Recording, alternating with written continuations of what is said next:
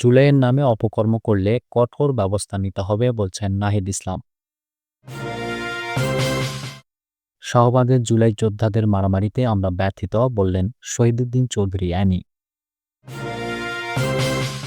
এদিকে ৫ আগস্ট ঘিরে কোনো শঙ্কা নেই জানালেন স্বরাষ্ট্র উপদেষ্টা।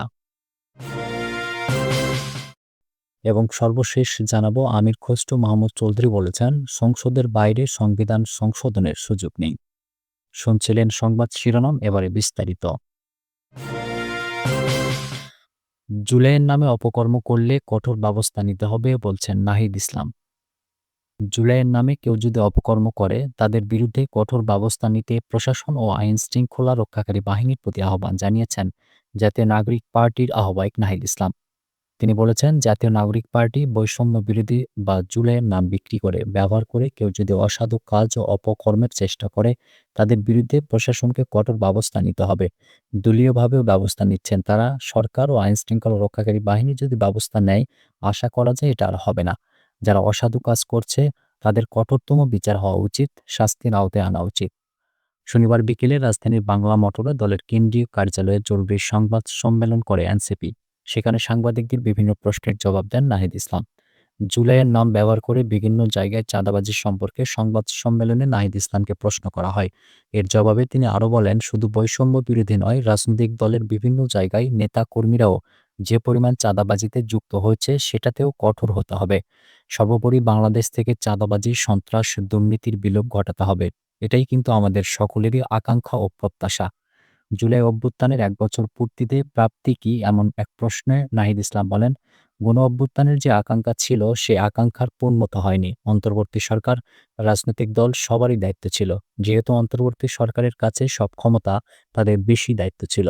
জুলাই সনদের মাধ্যমে হয়তো এর আংশিক প্রাপ্তি পাওয়া যাবে।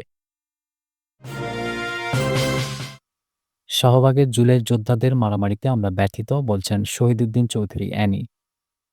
শাহবাগের জুলাই যোদ্ধারা যখন পক্ষে বিপক্ষে মারামারি করে আমরা খুবই ব্যথিত হই।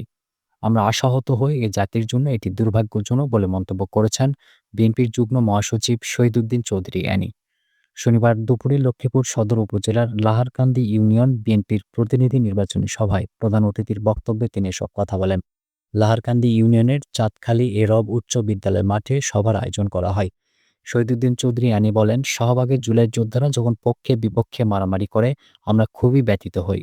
আমরা আশাহত হই। এ জাতির জন্য এটি দুর্ভাগ্যজনক।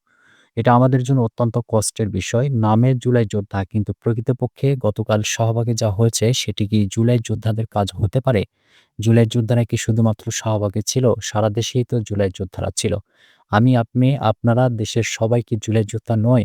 কিছু সংখ্যক মানুষ জুলাই যোদ্ধা নামে আমাদের বদনাম করছে, আমাদের ব্যথিত করছে, আমাদের আহত করছে। আমরা যদি তাদের কারণে কষ্ট পাই তাহলে স্বাভাবিকভাবেই ফ্যাসিস্টরা সেখানে সুযোগ পাবে। তিনি আরও বলেন, যদি রাজনৈতিক দলগুলো ঐক্যবদ্ধ না হয় তাহলে আমাদের জন্য বিপদ সৃষ্টি হবে। সবাই আবার অত্যাচারিত ও নির্যাতিত হবেন। আমি, আপনি অত্যাচারিত হওয়া আর সাধারণ মানুষ অত্যাচারিত হওয়া এক নয়। আমার কারণে কেন সাধারণ মানুষ অত্যাচারিত হবে? আমার কারণে কেন সাধারণ জনগণ নির্যাতিত হবে? এজন্য সকল রাজনৈতিক দলের প্রতি এবং রাজনৈতিক নেতৃত্বের প্রতি আমার উদাত্ত আহ্বান, আসুন আমরা ঐক্যবদ্ধভাবে গণতন্ত্রের ভিত্তি মজবুত করি এবং নির্বাচন প্রক্রিয়াকে ত্বরান্বিত করি। ৫ আগস্ট ঘিরে কোনো শঙ্কা নেই বলছেন স্বরাষ্ট্র উপদেষ্টা। ৫ আগস্ট ঘিরে কোনো ধরনের শঙ্কা নেই বলে জানিয়েছেন অন্তর্বর্তী সরকারের স্বরাষ্ট্র উপদেষ্টা লেফটেন্যান্ট জেনারেল মোহাম্মদ জাহাঙ্গীর আলম চৌধুরী। তিনি বলেন, আপনারা যেভাবে সাহায্য সহযোগিতা করে যাচ্ছেন তাতে কোনো শঙ্কা নেই। শনিবার দুপুরে রাজধানীর মোহাম্মদপুর থানা পরিদর্শন শেষে উপস্থিত সাংবাদিকদের সঙ্গে আলাপকালে তিনি এসব কথা বলেন। সাংবাদিকদের এক প্রশ্নের জবাবে স্বরাষ্ট্র উপদেষ্টা বলেন, আওয়ামী লীগের কার্যক্রম যেহেতু নিষিদ্ধ, সেহেতু তারা যদি কোনো অপকর্ম করতে চায় তা কোনোভাবে মওকুফ হবে না।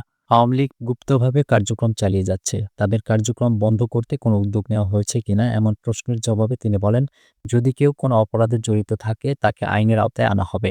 কাউকে ছাড় দেওয়া হবে না। আওয়ামী লীগের পরিকল্পনা ও গোপন প্রশিক্ষণের বিষয়ে জানতে চাইলে তিনি বলেন, এটা তদন্তের বিষয়। তদন্ত করলে সব জানা যাবে। মিডিয়ার ভূমিকার প্রশংসা করে স্বরাষ্ট্র উপদেষ্টা বলেন, আপনারা সত্য তুলে ধরছেন বলে দেশ এগিয়ে যাচ্ছে। আমি সবসময় বলেছি, আপনারা সত্য প্রচার করছেন বলেই বিদেশি মিডিয়াগুলোর টোন আস্তে আস্তে কমে যাচ্ছে। তারা এখন আগের মতো সরব হতে পারছে না। সংসদের বাইরে সংবিধান সংশোধনের সুযোগ নেই, বলছেন আমির খসরু। বিএনপির স্থায়ী কমিটির সদস্য আমির খসরু মাহমুদ চৌধুরী বলেছেন, সংবিধানে কোনো সংশোধনী আনতে হলে তা অবশ্যই সংসদের মাধ্যমেই করতে হবে। সংসদের বাইরে সংবিধান সংশোধনের কোনো সুযোগ নেই। আমির খসরু মাহমুদ চৌধুরী বলেন, সংবিধান সংশোধন নিয়ে আলোচনা এখনও চলছে।